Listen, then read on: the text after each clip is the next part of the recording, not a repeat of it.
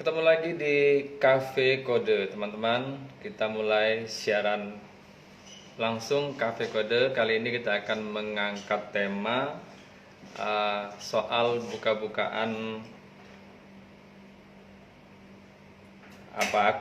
materi chat pribadi yang ada di media sosial.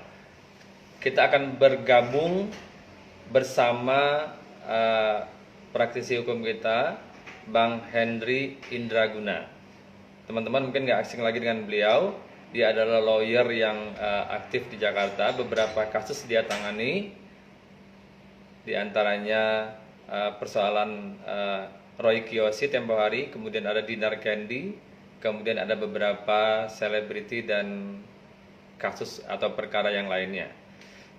Sementara kita menunggu Bang Henry Indraguna, saya sapa dulu Mas Farid Suwarso, selamat bergabung. Ada PK Official 603, selamat bergabung. Ada Mbak Wulan Dava Feinita, selamat bergabung. Ada Mbak Ita Mugi Zanti, selamat bergabung. Ada Mas Jong Kops, selamat bergabung. Ada Rinas 29, selamat bergabung. Sementara itu kita menunggu Bang Henry untuk bergabung. Saya informasikan tema kita kali ini adalah soal mengumbar chat pribadi di media sosial. Jadi sekarang ini banyak sekali yang terjadi, apakah itu orang biasa atau orang terkenal atau selebriti, ketika mereka berselisih atau bertengkar, tak jarang percakapan yang semula bersifat pribadi tiba-tiba muncul di media sosial. Tujuannya diantaranya adalah untuk menjatuhkan pihak lawan. Kita tunggu. Ini udah bergabung Bang Henry Indraguna. Sebelum kita masuk ke tema kali ini, yaitu buka-bukaan chat pribadi di media sosial. Kemarin Bang Hedi menyelesaikan tesis ya di sebuah perguruan tinggi. Saya sedikit informasi apa masalah yang diangkat di tesis itu, Bang? Ya, alhamdulillah tesis saya kemarin ya sudah selesai ya dan dinyatakan juga sudah lulus.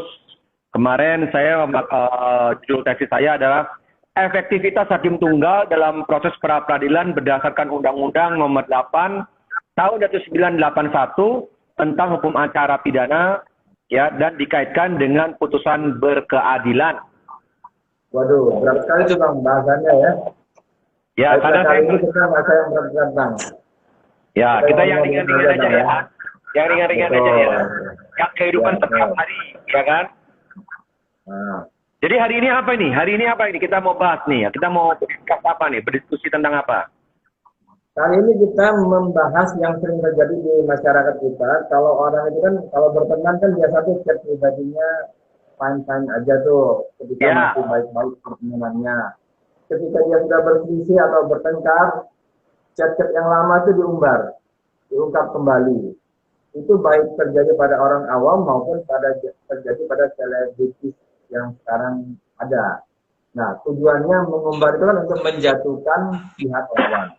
Nah, kita tidak bahas itu. Yang penting yang akan kita bicarakan adalah bagaimana pandangan hukumnya kalau orang mengumbar chat pribadi di media sosial atau sejenisnya, Bang. Itu yang akan kita bahas kali ini.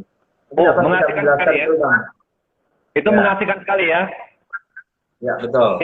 Itu sering sekali terjadi. Itu sering sekali terjadi itu. Ya, misalnya kan begini tuh, ada orang berpacaran nih, pada saat dia jatuh cinta, falling in love gitu kan. Nah, mereka komunikasi sangat bagus, itu wajar kan.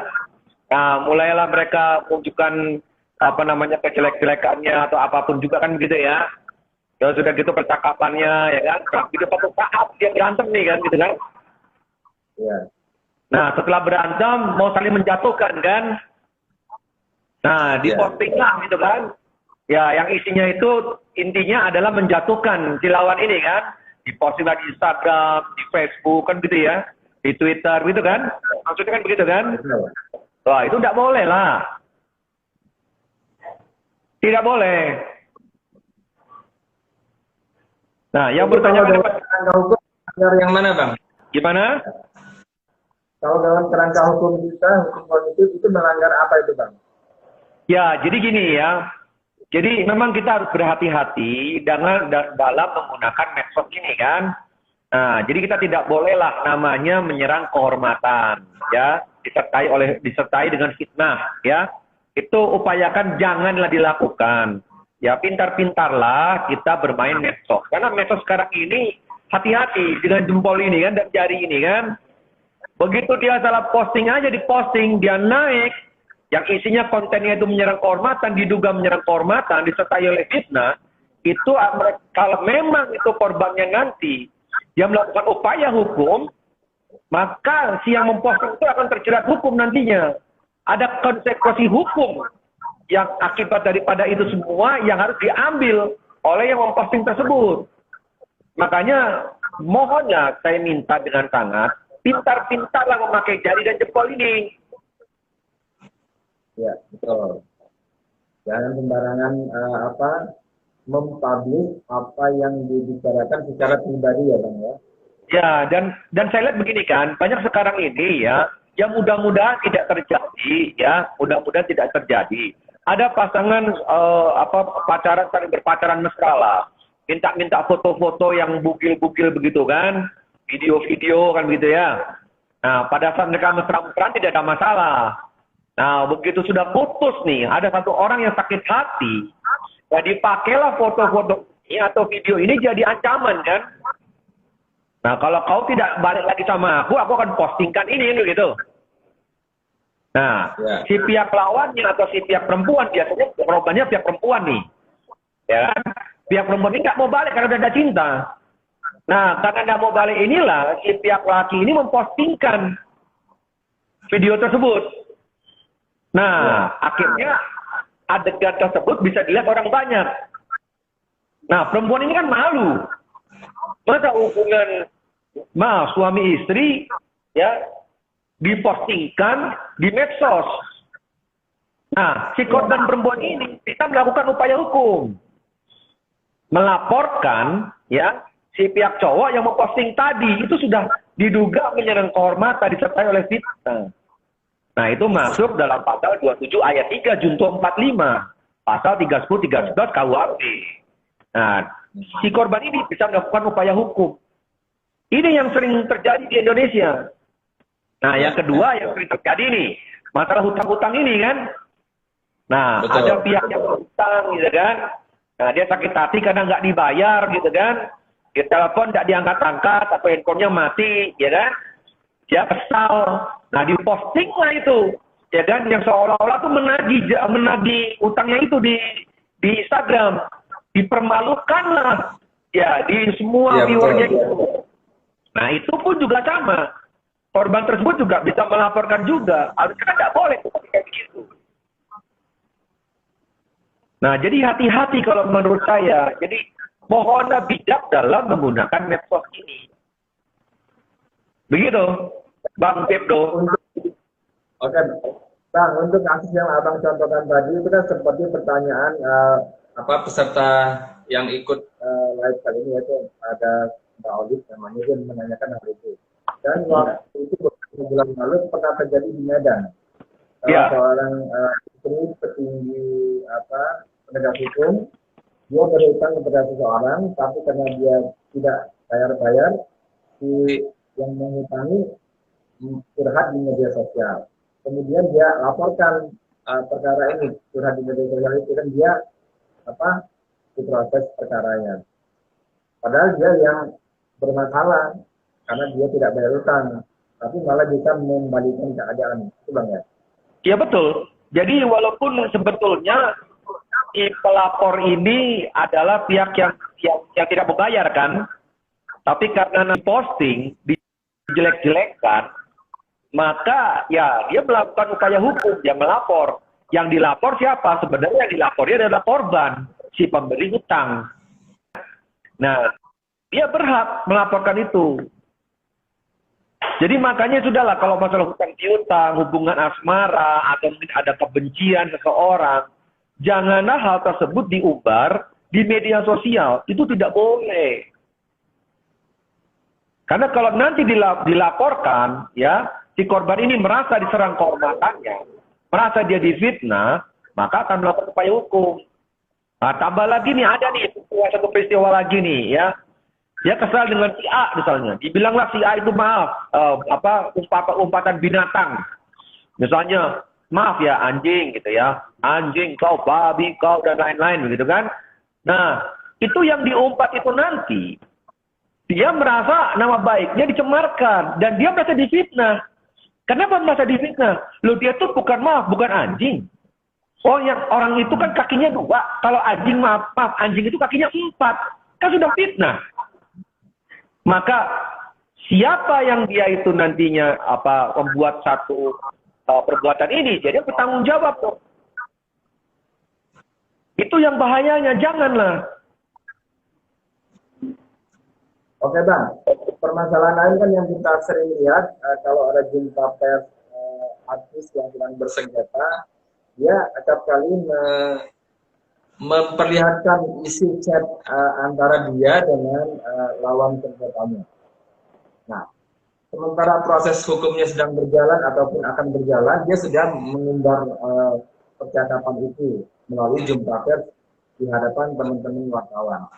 Kalau konteksnya seperti ini, seperti apa, Bang? Ya, jadi begini ya, pada saat ada jumpa pers, terus di situ dia akan menunjukkan misalnya ada percakapan dalam percakapan dalam WhatsApp gitu ya. Mohon namanya ditutup atau diberikan inisial. Misalnya kalau saya Henry Indraguna, HI, ya. Jadi diberikan inisial. Ini percakapan antara saya misalnya saya Wibowo dengan HI. Jadi jangan disebutkan nama Henry Indragunanya. Nah, kalau dia sebut itu namanya dengan lengkap, nah ini sudah masuk bukannya. Jadi percakapan itu boleh ditunjukkan, tapi namanya ditutup. Namanya ditutup. Tidak boleh disebutkan. Selama namanya ditutup, ya, selanjutnya adalah diberikan nama inisial, itu tidak masalah. Tapi kalau sudah menyebut identitas dengan jelas, tajamlah itu pidananya. Ya. Jadi orang yang merasa dirugikan kehormatannya ketika chat pribadi itu diungkap, itu bisa lapor ya Bang? Bisa. Ya, jadi korban tersebut kalau sudah merasa memang diserang kehormatan, disertai oleh fitnah, sehingga dia merasa menjadi korban, ya kan, malu, ya lapor ya ke Kepolisian Republik Indonesia, melakukan upaya hukum. Nah, yang dilaporkan pasalnya adalah 311 KUHP dan 27 ayat 3 Junto 45. Itu ancamannya maksimal 4 tahun penjara. Oke Bang, kita sapa dulu teman-teman yang baru bergabung. Ada Elan Kitchen yang baru bergabung, ada Adis Simanjuntak yang bergabung. Teman-teman silakan yang punya problem, punya masalah, pernah melihat sesuatu kejanggalan dalam hal umbar-mengumbar chat di media sosial, nanti kita diskusi dengan Bang Henry Indraguna. Beliau akan menjelaskan ke kita bagaimana mensiasati keadaan ini agar kita tidak terjerat dalam perkara hukum ya Bang ya. Iya, karena memang ini akhir-akhir ini banyak sekali hal seperti kayak begitu. Dan sekarang ini juga ada orang yang berusaha memeras nih. Jadi ada satu komplotan ya, yang mereka berusaha memeras. Jadi dia melihat lewat posting misalnya di Facebook, Instagram, dilihat laki-laki yang hidung belang gitu kan. Nah, nanti berupaya berpura-pura berkenalan. Itu tunjukkan foto-fotonya yang cantik. Nah, selanjutnya dari situ nanti mereka sudah mulai membujuk rayu supaya melakukan hubungan lihat kayak posting bugil, maaf ya kan. Akhirnya sama-sama bugil itu direkam nantinya sama pihak lawan itu. Nah, setelah direkam selesai, nah itu dibuat ancaman. Ini kalau misalnya kau nggak mau bayar, ini aku akan postingkan. Nah, si pihak laki-laki ini karena dia malu, ya, akhirnya dia bayar tebusan itu supaya tidak diposting. Ini banyak ini menjadi modus baru ya di dunia internet ini. Oke Bang, ini ada lagi pertanyaan dari audiens. Kalau fintech atau pinjaman online yang menagih utang dengan sistem broadcast message, apakah bisa dilaporkan juga Bang? Ya, jadi begini, kalau pinjaman online, saya lihat modusnya, cara gaya-gaya dia menagih itu, pertama, dia akan mempermalukan kita dulu, ya kan? Pertama, dia akan kontak ke kita dulu, sudah mulai sulit. Nah, dia akan mengkontak relation kita siapa. Nah, kalau misalnya tidak bisa kontak lagi, dia melihat itu di grup misalnya Instagram, Facebook, ya kan? Teman-teman kita udah mulai dikontak lagi mati kok. Cara pribadi, diserang tuh di situ sama dia. Nah, kalau nggak lagi sudah mulai memposting, ya kan? Kau bayar utang kau kan gitu kan? Nah, pertanyaan tadi menjawab bahwa kalau memang itu dilakukan, upaya hukum, laporkan saja. Karena ini case yang berbeda. Satu case memang dia punya hutang. Kalau namanya hutang, itu upaya hukumnya adalah keperdataan. Nah, tapi kalau si yang nagih ini, dia sudah melakukan menyerang kehormatan kita dengan upaya dia memposting, memberikan berita yang tidak betul sebetulnya kan? Ya, walaupun itu betul, tapi kan masih ada praduga tak bersalah. Belum ada putusan pengadilan. Nah, maka daripada itu, laporkan. Laporkan saja, jangan takut, laporkan. Ini beda urusan. Satu urusan hutang, satu urusan menyerang kehormatan. Laporkan saja. Jadi orang-orang yang menyebar chat pribadi ketika menagih utang itu bukannya menyelesaikan masalah, tapi malah menimbulkan masalah yang baru ya Bang? Iya, menimbulkan masalah yang baru. Jadi nggak usah takut kalau memang kita belum bisa membayar utang. Kita kan bukan tidak membayar utang. Kita kan belum bisa membayar hutang. Itu perkara keperdataan. Nah, apabila si penagih ini menyerang kehormatan lewat misalnya Facebook, Instagram, dengan mengatakan bahwa kau tidak bayar hutang lah, dicari susah lah, atau apalah. Kalau itu sudah masuk karena fitnah, menyerang kehormatan, mempermalukan kita, laporkan aja, itu perkara yang berbeda. Upaya hukum, jangan takut, laporkan. Oke, jadi itu pegangan buat kita banyak, jangan takut kalau dipermalukan orang, walaupun kita berutang pada orang itu ya. Itu beda perkara, beda dua perkara yang berbeda, satu keperdataan, satu pidana, beda perkara. Ya. Oke Bang, ada lagi nih pertanyaan nih Bang, kayaknya dari teman wartawan juga nih Bang. Dalam konteks jumpa pers, kemudian ada terpublish atau diperlihatkan capture percakapan pribadi. Kemudian tapi ini dia pengen tahu nih ya bagaimana dia publish ke media yang dia tulis. Nah, itu selain menutup nama orang yang punya chat itu, apa lagi Bang yang perlu kita lakukan ya, supaya kita terhindar dari persoalan hukum kalau ada yang mempersoalkan? Ya, yang terpenting adalah jangan menunjukkan ya identitas seseorang tersebut, itu yang paling penting. Tutup saja namanya, ya kan, identitasnya dengan yang menjelaskan tersebut, siapa yang melakukan atau mengatakan, itu ditutup saja. Nah, setelah itu diberikan inisial, ya kan, inisial. Nah, pemberitaannya pun nanti adalah ditambahkan patut diduga. Patut diduga ini percakapan antara misalnya HI dengan siapa, gitu kan, dengan RM, gitu kan. Nah, pada saat nanti ditunjukkan ke media percakapan tersebut, namanya pun juga ditutup, atau modis stabilo, atau modis spidol hitam, ya, itu ditutup. Nah, yang terpenting lagi upayakan, ini masalah hanya etis aja lah ya. Kalau misalnya ada kata-kata yang menyebut kayak nama maaf, anjing, babi gitu, itu tutup aja lah. Ya kan itu kan nggak bagus lah, nggak bagus gitu. Jadi yang lainnya boleh dilakukan. Oke, persoalan lain yang diungkapkan oleh peserta kita adalah kalau orang menyebarkan percakapan pribadi itu konteksnya cuma buat seru-seruan saja Bang, untuk bercandaan. Apakah itu kita perlu izin dari orang yang bersangkutan? Kalau konteksnya seru-seruan, canda-candaan, di mana para pihaknya sama-sama setuju, ya tidak melakukan upaya hukum dan memang merasa tidak dirugikan, ya sah-sah saja. Atau sama-sama menyetujui. Nah, permasalahan konteksnya, yang tadinya seru-seruan canda-candaan dipikir tidak ada masalah, ternyata salah satu pihak merasa dirugikan. Nah, selanjutnya pihak yang dirugikan melakukan upaya hukum, itu yang jadi masalah kan? Tapi kalau dua-duanya saling mengerti, dan memang tidak ada masalah, ya silakan saja, sah-sah saja. Ya. Jadi kata kuncinya ada izin dari yang bersangkutan ya Bang, itu nggak masalah tuh ya? Ya, ada kesepakatan kedua belah pihak. Selama ada kesepakatan, ya tidak ada masalah. Kayak contohnya begini nih, misalnya begini ya, kita berdua nih komunikasi, kita udah janjian nih ya, jadi kalau ada apa-apa lu jangan marah-marah, lu jangan lapor polisi ya, iya. Apa sama maki-maki nih, kan kadang-kadang tuh orang itu namanya sahabat ya. Kadang itu bisa kelepasan kan. Misalnya maaf, kalau orang Jawa bilang, asu kue gitu kan, asu itu maksud maaf, anjing gitu kan.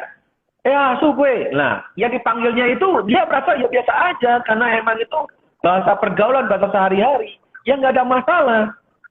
Kayak orang Jakarta bilang, anjing kau, gitu, atau orang Medan bilang, anjing kau, gitu kan, babi kau. Nah, kalau yang dipanggilnya dia merasa itu persahabatan, nggak ada masalah, ya nggak masalah. Itu akan menjadi masalah pada saat dia dipanggilnya, ya anjing kau. Nah, yang dipanggil itu nggak terima. Ya, aku bukan anjing, aku ini manusia. Nah, karena dilakukan di publik, di muka umum, lebih dari 2 orang dan semua orang mendengar, nah, malulah saya kan. Lah, aku ini manusia, aku ini bukan babi. Aku ini bukan anjing. Kakiku 2. Dan aku tidak bisa menggonggong. Ya kan, dia mendalilkan kita anjing. Maka dia buktikan bahwa saya ini menggonggong. Atau kakinya 4. Nah, kalau dia tidak bisa membuktikan saya menggonggong, kaki saya 2, bukan kaki 4. Ya fitnah sudah masuknya kan. Sudah dilakukan oleh orang banyak, menyerang kehormatan, ya kan. Nah, setelah selanjutnya dia fitnah. 310-nya kena, 311-nya masuk juga. Ya udah 310, 311 KUHP, dia lapor ke polisi. Nah, nanti dibuktikan. Iya, dibuktikan kan. Kau bilang si A ini anjing. Coba kau buktikan dia anjing bagaimana? Anjing itu kakinya 4, dia kakinya 2. Dia bisa menggonggong nggak? Nggak bisa menggonggong. Bukan anjing dong, fitnah maksudnya. Karena fitnah itu berarti 311 KUHP. Tapi pada saat itu disuarakan di depan orang banyak, dipublish kepada orang banyak, sehingga orang mendengar. Nah, itu kan menyerang kehormatan, 310 KUHP. Nah, kalau dilakukan di medsos, Instagram, WhatsApp, Facebook, nah masuknya adalah Undang-Undang Elektronik, 27 ayat 3, contoh 4, 5. Undang-Undang ITE. Lebih berat lagi ya Bang, kalau Undang-Undang ITE ya? Sama aja sih ancamannya, maksimal 4 tahun penjara. Karena yang satu dilakukan di medsos, yang satu lagi dilakukan di luar medsos. Oke Bang, ada lagi yang bertanya begini Bang. Dalam konteks perselisihan antara artis yang berinisial KD dengan anaknya yang berinisial AH.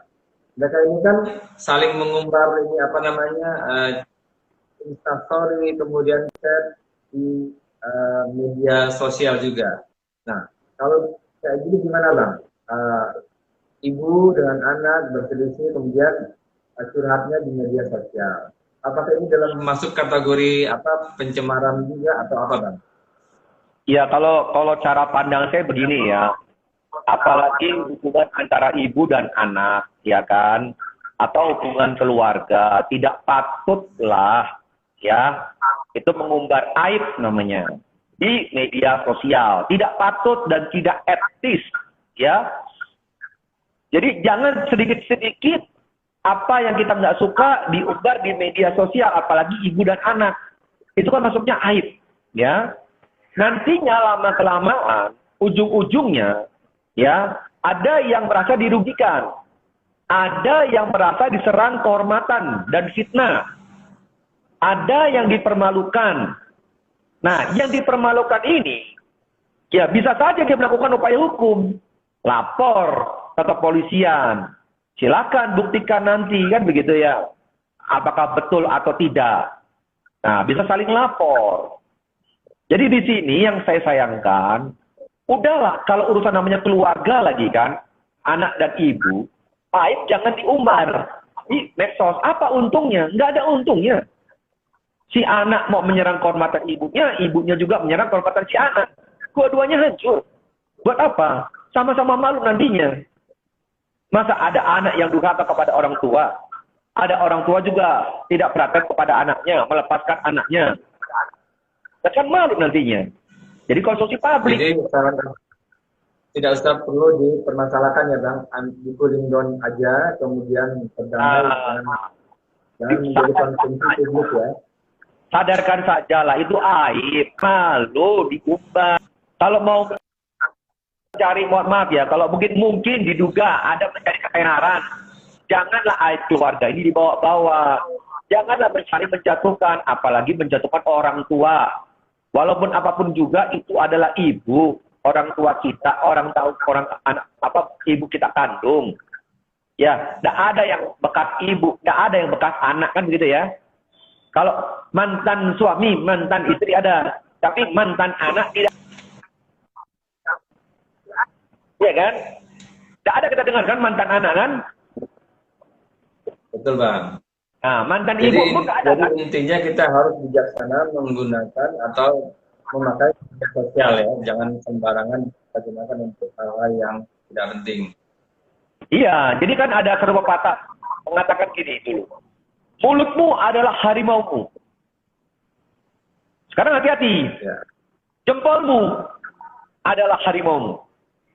Nah, kalau dulu sebelum adanya ramenya medsos, ya sebelum era milenium, ya mulutmu harimaumu. Tapi sekarang jempolmu harimaumu, jarimu harimaumu.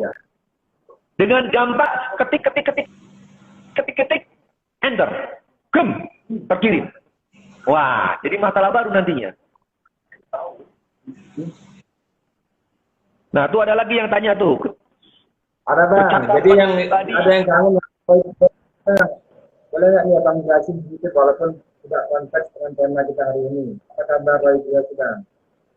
Nah, ini ada yang masuk tuh percakapan dari ada yang masuk dari AATD. Ini pasti orang Bandung nih, orang Jawa Barat nih, AATD ini. Nah, kalau capture percakapan pribadi di share ke grup WhatsApp gimana? Nah, ini permasalahan sekarang ini percakapan pribadinya di share di grup WhatsApp. Nah, coba dibaca dulu. Temukan di situ ada nggak menyerang kehormatan dan fitnahnya? Ada nggak itu kata-kata yang fitnah dan menyerang kehormatan? Nah, kalau ada, bisa dilaporkan. Nah, lapor nanti 27 ayat 3 45 Undang-Undang ITE.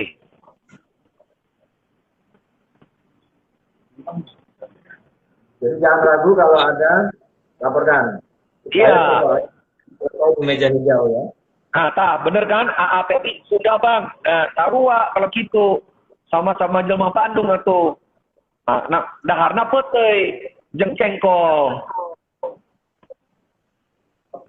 Yang lain roaming Bang. Abang berdua sama dia aja kita tuh Bang. Kita roaming Bang. Ya. Oke Bang, tadi ada yang bertanya, walaupun tidak konteks dengan tema kita hari ini, ada yang pengen tahu tuh apa kabarnya Roy Kiyoshi Bang? Itu Bang, apa Bang?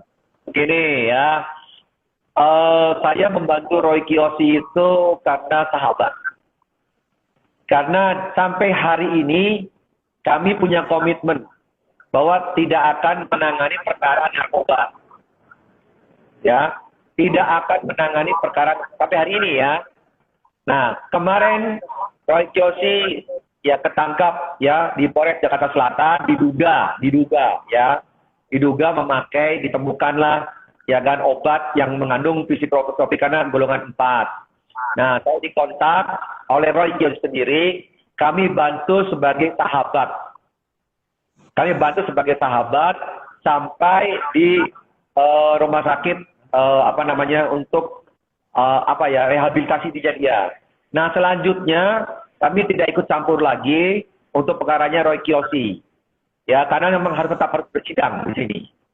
Nah, komitmen kami tetap kami jaga, kami tidak mau ya masuk ke ranah ya pendampingan hukum untuk narkoba. Karena buat apa? Orang sudah tahu narkoba itu salah. Kenapa ya tetap dipakai kan gitu ya? tutup menjawab ya Bang pertanyaan teman kita tadi yang menanyakan bagaimana kabar Roy Kiyoshi. Mungkin dia ngefans tadi Bang sama Roy Kiyoshi Bang. Ya, jadi saya tidak mau ikut campur lagi ya masalah Roy Kiyoshi. Karena kelanjutannya nanti akan dilanjutkan oleh keluarga atau mungkin rekan kami yang lain. Karena narkoba ini buat kami sangat-sangat sensitif. Ya, betul Bang. Jadi kita harus menghindari kalau bisa Bang ya, narkoba ya Bang. Jangan sampai. Ya. Oke Bang, sangat jelas sekali penjelasan Bang Hendy tentang tema kita kali ini. Kita jangan gampang menyebar percakapan pribadi ke media sosial. Karena kalau orang yang keberatan memperkarakan ke penegak hukum, kita juga kena Bang ya. Iya, jangan. Jadi udahlah, bijaklah menggunakan jarimu. Bijaklah menggunakan jempolmu, ya. Jangan menjadi jempolmu adalah mulutmu, harimaumu. Ini jempolmu adalah harimau. Betul. Jempol bisa membawa kita ke perkara hukum, bisa membuat kita ke penjara Bang ya. Ya, dan saya juga minta kepada kaum wanita lebih berhati-hatilah dalam melakukan komunikasi ya dengan pacarnya, ya partnernya, itu sangat hati-hati sekali lah. Ya, jangan sampai nantinya berbalik arah. Pada saat cinta, I love you, semuanya everything okay, well done. Begitu sudah nantinya disakiti, ya kan? Nah, pihak cowok sudah mulai nanti, kau putuskan aku, tidak masalah. Aku upload lah fotomu nanti kan, ada fotomu yang tidak pakai baju. Aku upload lah nanti ada videomu, jadi masalah nanti. Nah, karena dia memang sudah tidak cinta lagi, tetap dia tidak mau. Dia di-upload lah foto itu, di-upload lah video itu. Nah, akhirnya malu pula si orang ini kan. Yang malu tuh bukan si perempuan ini, tapi keluarganya dan semuanya. Disitulah akan jadi satu masuk kepada ranah hukum. Ya, jadi urusan kepolisian. Panjang persoalan jadinya ya. Jadi panjang, makanya sudahlah berpacaran itu yang normal-normal saja lah. Karena itu sudah mulai aneh-aneh, live lah, ya kan, saling menunjukkan lah. Ya ini yang jadi masalah nantinya, direkam lah. Nanti handphone itu entah bagaimana rekaman itu handphonenya jatuh, ditemukan orang lain. Nah, secara nggak sengaja dibuka lah, dibuka, diambil lah video itu, upload lah. Tadinya cuma dikirim ke temannya kirim ke yang lain, akhirnya menyebar satu daerah, bahkan menyebar ke Indonesia. Nah, jadi masalah kan yang mengupload itu. Nah, maka hati-hatilah. Oke Bang Henry, terima kasih banget atas penjelasannya, sangat jelas, sangat gamblang. Bahwa kita tidak boleh sembarangan men-share materi percakapan pribadi di ranah media sosial. Semoga bisa bermanfaat buat teman-teman di luar sana yang gatel jarinya, pengen chat sesuatu, pengen menyebar sesuatu, lebih berhati-hati ya Bang ya. Harus sangat berhati-hati sekali. Bijaklah dalam menggunakan medsos itu. Ya, hati-hatilah. Apalagi yang bertanyakan kira-kira? Oke Bang, untuk kali ini kita cukupkan dulu karena kita sudah melampaui waktu yang kita jadwalkan. Sampai jumpa untuk percakapan berikutnya, untuk live Instagram berikutnya dalam tema yang berbeda. Nanti kita akan informasikan ke Bang Hendy. Sekali lagi terima kasih, semoga bermanfaat buat kita dan buat warganet yang ikut join dalam acara ini. Bang Hendy, terima kasih. Salam buat teman-teman yang ada di sana. Sampai jumpa di Cafe Kode yang akan datang. Terima kasih. Salam.